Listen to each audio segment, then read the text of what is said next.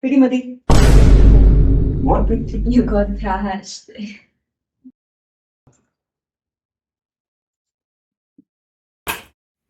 What is this nonsense? I've played so many games and I'm still losing. They were probably right. I should just quit. Wait a minute. I'm an engineer. What if I just programmed an AI to play for me? Before we program the bot, let's understand how to play 28. 28 is a trick-taking card game played by 4 players in 2 teams, with partners sitting opposite each other. To watch the full tutorial, click the link in the description. Now, let's implement those rules in an environment that the bots can use to play the game.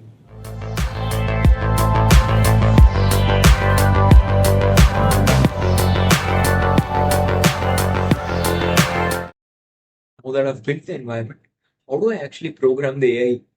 Let's do some research. Based on my research, I learned about reinforcement learning, an approach where an AI can learn how to play good moves based on the reward signals that it receives from the environment. There was also another approach called CFR, where a metric called regret can be computed, and this tells the AI how good or bad a specific move was. But they all seemed a bit tricky to implement, so let me continue with my research. Is the Minimax algorithm, a general purpose algorithm for game playing that determines the optimal decision to make in an adversarial game.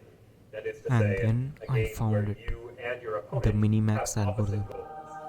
Your goal is for you to win, and your opponent's goal is for them to win. It seemed pretty effective and also easy to implement. Let's understand how the algorithm works. To understand Minimax, let's apply it to a simple game of tic-tac-toe. Imagine 2 bots playing, Max playing X and Min playing O. If it's Max's turn now in this position, how does it decide what's the optimal move? First, let's assign some scores to the outcomes. If Max wins, we give him a +1.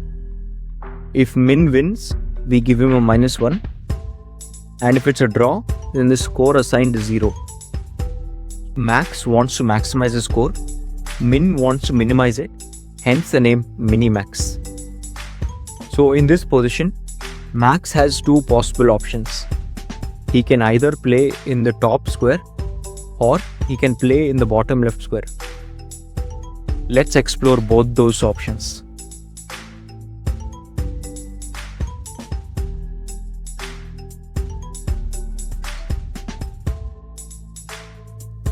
After exploring both paths, Min has only one response in each case. So let's plot those states too.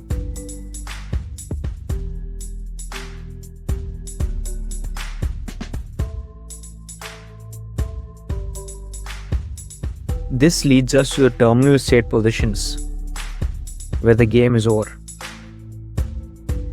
Now as you can see, in the left terminal state, it's a draw, so the assigned score is 0. In the right terminal state, Min has won the game, so thus the terminal score given is -1. Now here's the key insight.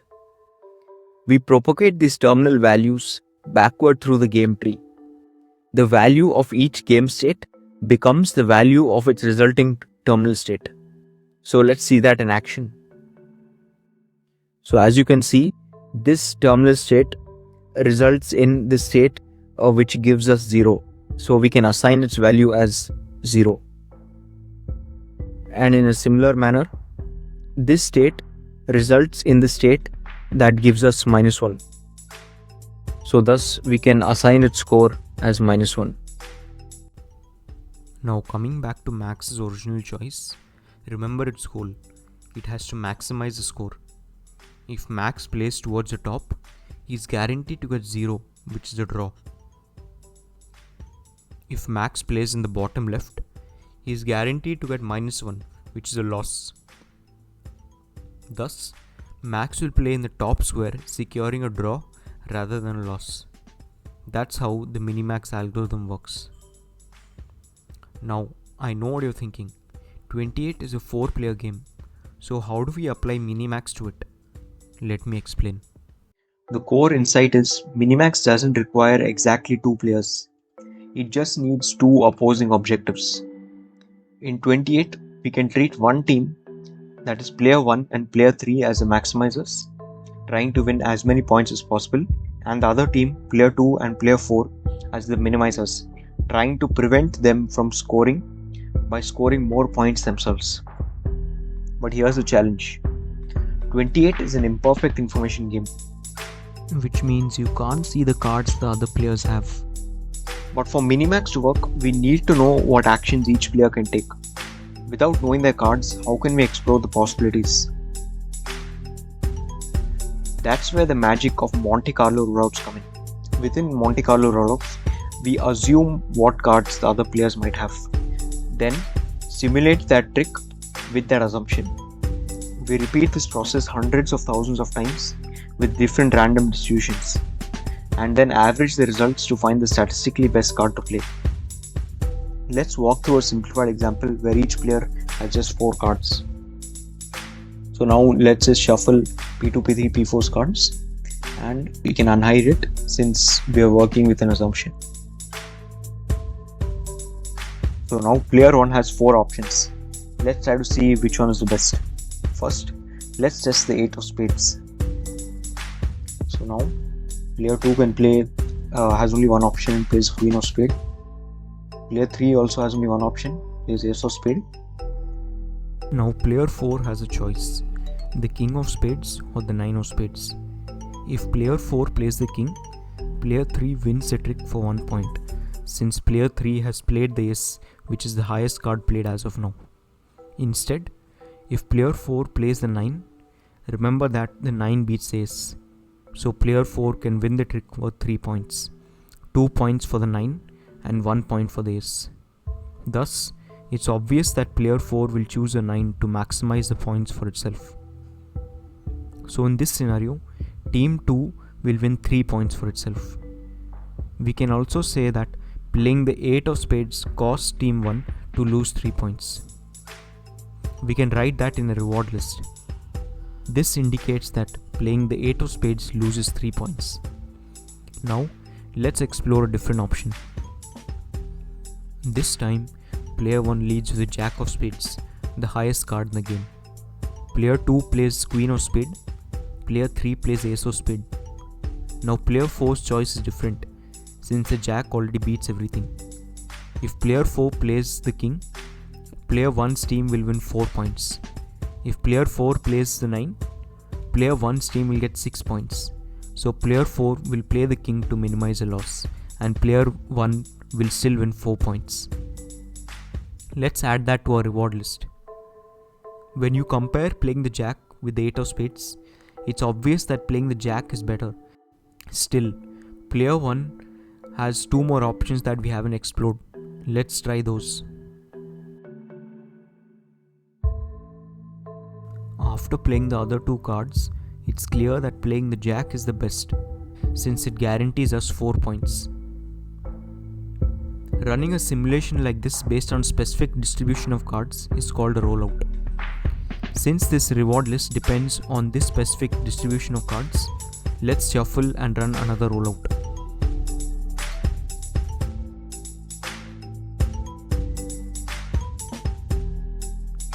Yet again, the jack of spades comes out on top.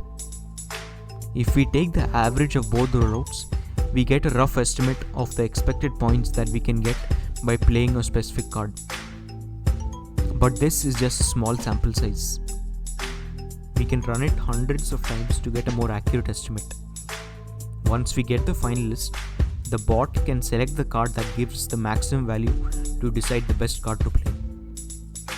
So this is how we can solve the imperfect information problem. We don't know what cards other players have, So we assume many different distributions, simulate each one, and average it out in the end to reveal the best move to play. Now that we have our algorithm, let's build it.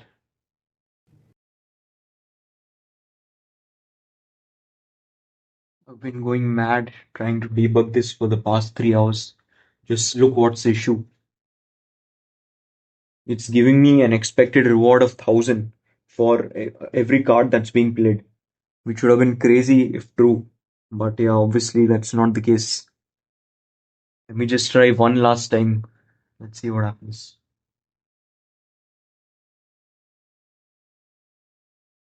Wait. This is the code for the minimizer. Why have I used max here? Let me fix it. If fingers crossed. Let's hopefully this works.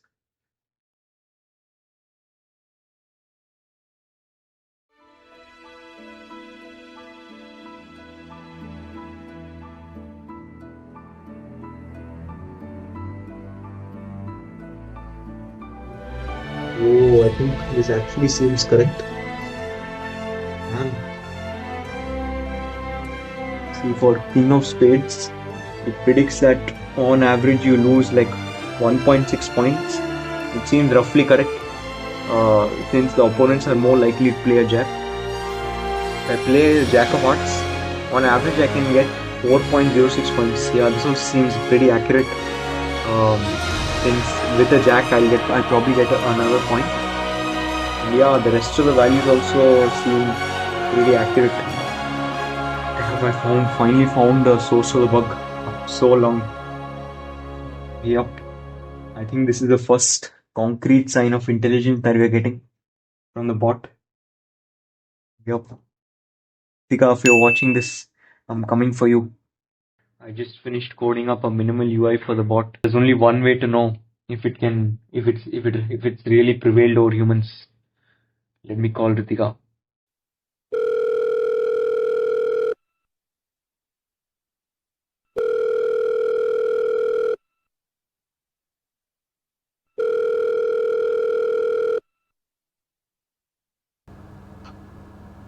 Hi. Yeah, hi. This is the first time you call when it's not on my birthday. Yeah. What's up? So I'm coming back home this weekend with my bot. With who? I've built a bot that can thrash you at 28. Oh my god. So many losses and this is what you come up with. Let's see. Yeah. See you in the weekend. Bye. Oh, that's the only reason you call.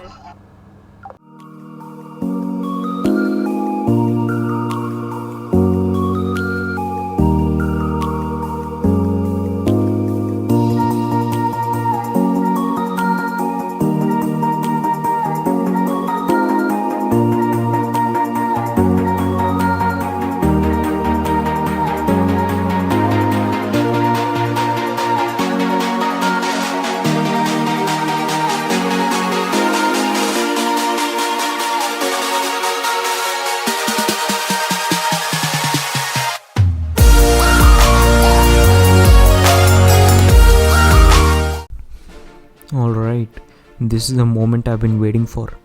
Let's see if all those hours of coding actually pays off. So the bot has scored 15. Interesting. Okay. Pass. I'm calling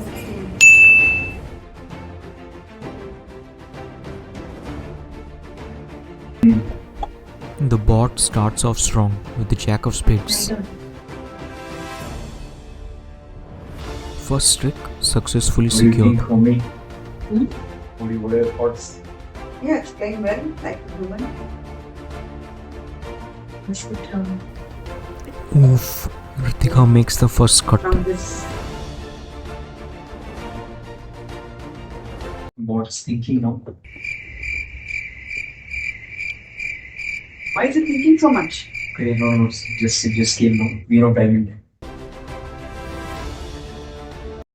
That bot is thinking now. Please make it hot. Yeah. Made it hot. You want some? You want proof? No, that's okay. I mean, basically, just like one kilo.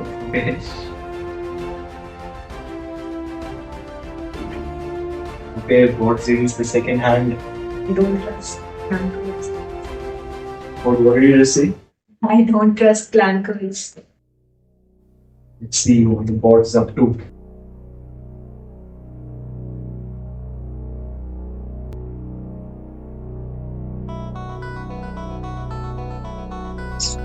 You can feel the tension now. The points are neck and neck. Will the bots prevail, So, or will the humans retain the supremacy? The human team has 10 points, bot team has 8 points, 6 more points to win.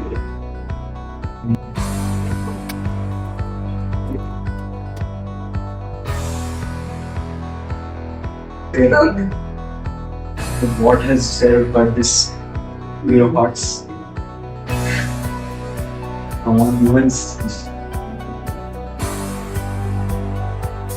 Okay. I have left it. Okay.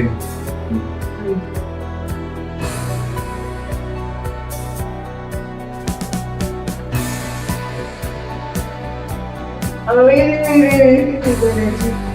This will be very tense. Oh, this is their catch. It's down to the final trick now. The humans need to get it to win the game. And Seven then of hearts. it happened. You're finally getting the My jack. mom played the Jack of Hearts. Yes. I was crushed. Okay. The bots had just I lost their could've first played, game. okay. Yes, we won. We won. Yes. We played 3 more games. And you can guess what happened. You're working so hard at this. What do you think, Ritika? I think we should give up on this idea. So yeah, that didn't go as planned. After all this work that went into building the bot, designing the algorithm, they just miserably failed. But at the same time, seeing this project go from an idea in my head to a program that I built from scratch that could actually sit at a table and compete at a real game, that part was really incredible. And over the last week, I've been working on some serious upgrades. This next version of the bot, it's going to be a different beast altogether. So this isn't the end of the story, not even close.